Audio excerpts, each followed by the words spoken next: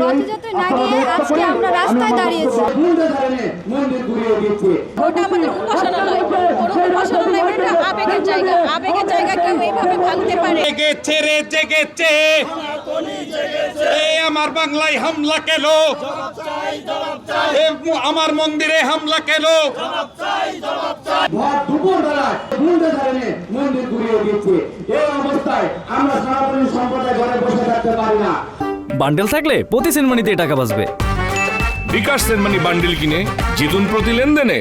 আমরা তাৎক্ষণিক মানববন্ধন বিক্ষোভ সমাবেশ ডেকেছি।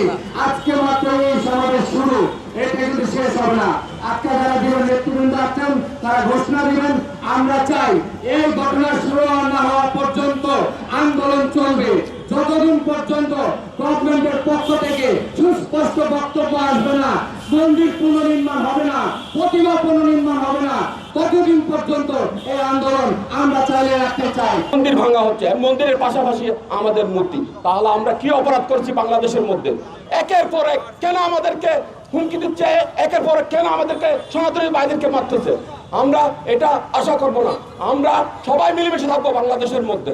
আলোচনার মাধ্যমে তারা মন্দিরটা ভাঙতে পারতো, তারা আমাদের সাথে ডিসিশন নিতে পারতো। ওটা তো আমাদের পবিত্র স্থান এবং ওটা আমাদের উপাসনালয়, কোনো উপাসনালয় এটা আবেগের জায়গা। আবেগের জায়গা কেউ এইভাবে ভাঙতে পারে? সম্প্রদায়ের মন্দির, ধর্মীয় প্রতিষ্ঠান আছে, ওখানে দোকানপাট আছে, শুধু মন্দিরই কেন অবৈধ?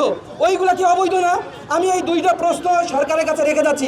গতকালকে খিলক্ষেত আমাদের সনাতনী মন্দির ভাঙা হয়েছে, আমাদের নোটিশ দিচ্ছে কিন্তু সময় দেওয়া হয়নি। যদি আমাদের সময় দিত আমরা মন্দিরে স্থানান্তর করতাম, কিন্তু সময় না দিয়ে আমাদের মন্দির, আমাদের প্রতিমাগুলো ভাঙচুর করছে। এটা একদমই ঠিক হয় না। আমাদের সময় দিলে আমরা মন্দিরে স্থানান্তর করতে পারতাম। আজ আমাদের রথযাত্রা একটা পবিত্র দিন, আমরা রথযাত্রা না গিয়ে আজকে আমরা রাস্তায় দাঁড়িয়েছি।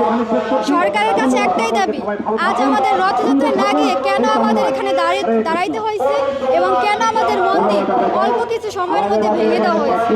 আমার সর্বশেষ দাবি হলো আমাদের মন্দিরটি সহস্র এবং শত শত আর্মি প্রশাসনের মাধ্যমে ভেঙে দিয়েছে, সেই মন্দিরটি যাতে পুনর্নির্মাণ করে দেয় এবং লালমনিরহাটে যারা ধর্মমন্দিরে মিথ্যা মামলায় অভিযুক্ত হয়েছে তাদেরকে অনতিবিলম্বে মুক্তির দাবি চাচ্ছি। সকলে সম্মিলিতভাবে আজকে এখানে গতকালকের ন্যাক্কারজনক ঘটনা, গতকালকে ঢাকার খিলক্ষেতে একটি মন্দিরকে কোনোরকম বিনা নোটিশে সরকারি বোল্ড রেজার দিয়ে গুড়িয়ে দেওয়া হয়েছে, যেটি একটি নির্মম।